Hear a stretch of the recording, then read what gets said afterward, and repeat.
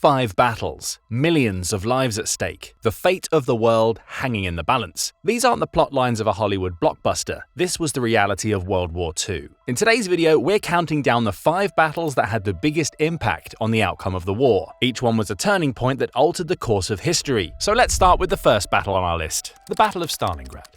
The Battle of Stalingrad was a crucial battle during World War II, with profound strategic importance for both Nazi Germany and the Soviet Union. Hitler sought to capture the city to deliver a symbolic blow and secure access to crucial oil fields in the Caucasus. Stalin, recognizing these threats, ordered his forces to defend Stalingrad at all costs. Initially, the German advance met with success. By September 1942, Wehrmacht forces had pushed into the city's outskirts, capturing large portions of Stalingrad. However, this early momentum soon gave way to a war of attrition. The urban landscape became a challenging battleground, with soldiers fighting for control of individual buildings and rooms. As winter approached, both sides faced extreme conditions. Temperatures plummeted to -30 degrees Celsius and supplies grew scarce. The Soviet defenders adopted innovative tactics, including hugging enemy positions to neutralize German air and artillery support. They also rotated units frequently across the Volga River, maintaining a constant stream of fresh troops. The tide began to turn in November 1942 when the Soviets launched Operation Uranus. This massive counteroffensive encircled the German 6th Army and parts of the 4th Panzer Army,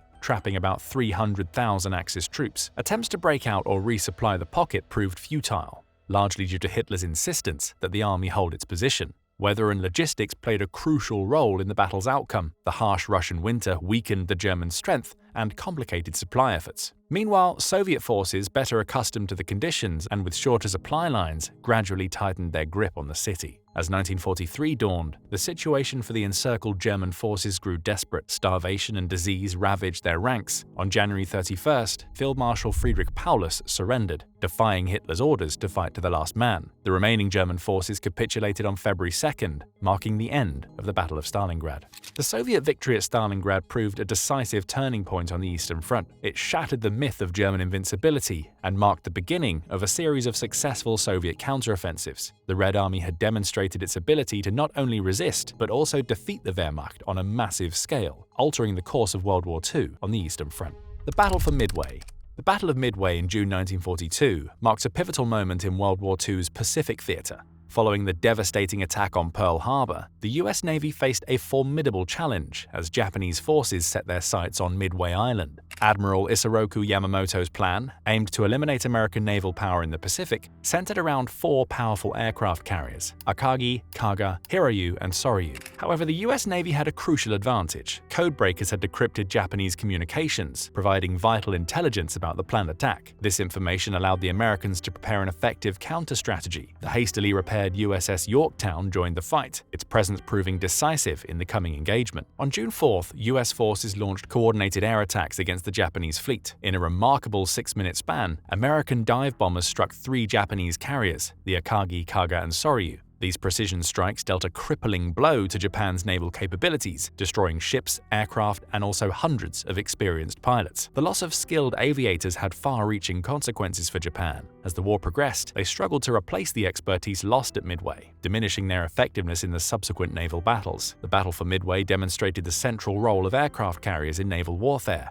a realization that would shape military strategy for decades. Midway's outcome halted Japanese expansion in the Pacific and shifted the balance of power. American morale soared, while Japan's advance was finally halted. The victory allowed the Allies to redirect attention to the European theater, where plans were underway for a massive amphibious assault to open a new front in Nazi-occupied Europe. D-Day. As the Pacific Theater witnessed a dramatic shift in military dynamics, another crucial operation was about to unfold. On June 6, 1944, the Allies launched the largest amphibious assault in history, the invasion of Normandy, also known as D-Day. This massive operation involved over 156,000 troops, supported by an extensive fleet of ships and aircraft, all set to storm the beaches of Nazi-occupied France. The invasion was the result of months of meticulous planning and elaborate deception campaigns, designed to mislead the Germans about the true location of the attack. As dawn broke on D-Day, Allied forces faced fierce resistance from German defenders. The coastline was heavily fortified with obstacles, minefields, and artillery positions, presenting a formidable challenge to the invading troops.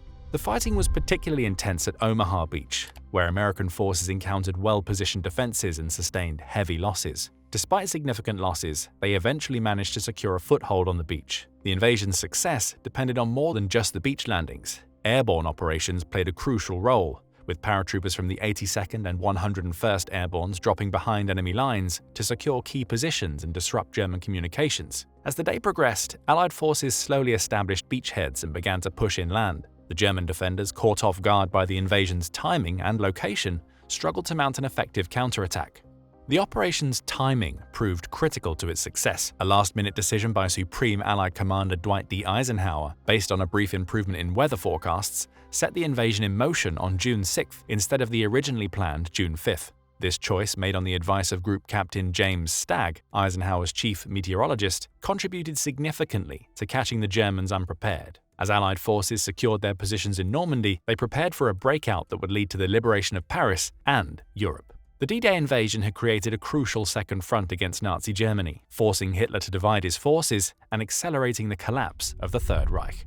The Battle of El Alamein. The Second Battle of El Alamein demonstrated how logistics, intelligence, and innovative tactics could turn the tables of modern warfare. This crucial engagement in North Africa would become one of World War II's most decisive battles, involving 500,000 carefully placed mines and reshaping the balance of power in the Mediterranean theater. Field Marshal Erwin Rommel, known as the Desert Fox, had led a series of successful campaigns across North Africa. His Africa Corps pushed the British forces back to the Egyptian border, threatening Alexandria and Cairo. The situation seemed dire for the Allies until General Bernard Montgomery took command of the British 8th Army in August 1942. Montgomery immediately began preparations for a counteroffensive, focusing on building up supplies and training his forces. His methodical approach stood in stark contrast to the rapid maneuvers Rommel was known for. The Allies held a crucial advantage: ultra-intelligence. By intercepting and decoding German communications, they gained valuable insights into German plans and supply routes. On October 23, 1942, the Battle of El Alamein began, with a massive artillery barrage. Approximately 882 guns fired around 529,000 shells over a 40-mile front, signaling the start of the Allied offensive. This overwhelming firepower was followed by infantry advances and tank battles that would rage for nearly 3 weeks.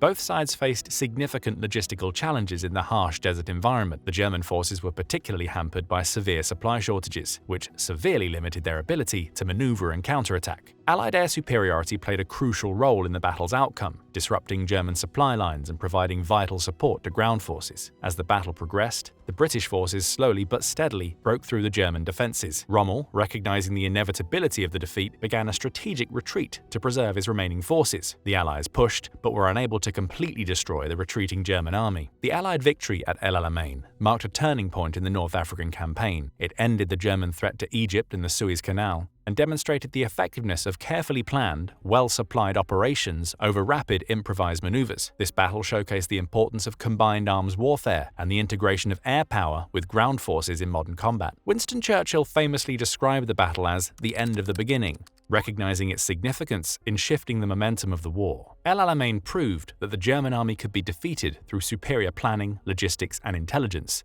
setting the stage for future Allied victories across multiple theaters of World War II.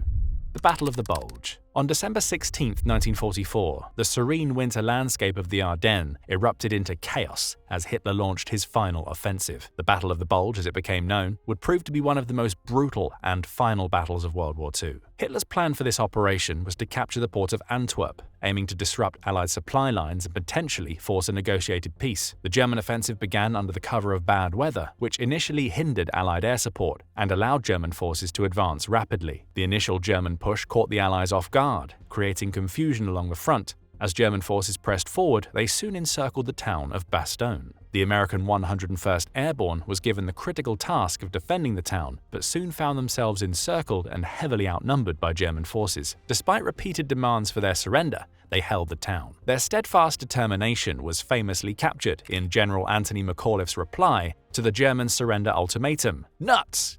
The battle was marked by extreme winter conditions, with temperatures plummeting to -23 degrees Celsius. These harsh conditions added another layer of difficulty to the conflict, affecting both sides equally. As the weather cleared, American air power played a crucial role in shifting the momentum. Allied aircraft provided support to ground forces, attacking German positions and disrupting their supply lines. This air superiority proved instrumental in the eventual Allied victory. General George Patton's Third Army launched a counteroffensive, racing northward to relieve the besieged forces at Bastogne. On December 26th, Patton's forces successfully broke through the German lines, lifting the siege and dealing a significant blow to the German offensive. As the Allied counterattack gained momentum, the German advance halted. The narrowing of the German salient, often referred to as the bulge, made it increasingly difficult for the German forces to maintain their positions. Logistical issues, particularly fuel shortages, ultimately sealed the fate of the German offensive. The failure of the Battle of the Bulge had profound implications for Germany. It represented Hitler's last major offensive on the Western Front and marked the beginning of the end for Nazi Germany. The battle depleted Germany's already dwindling resources, hastening their eventual defeat and bringing the war in Europe closer to its conclusion.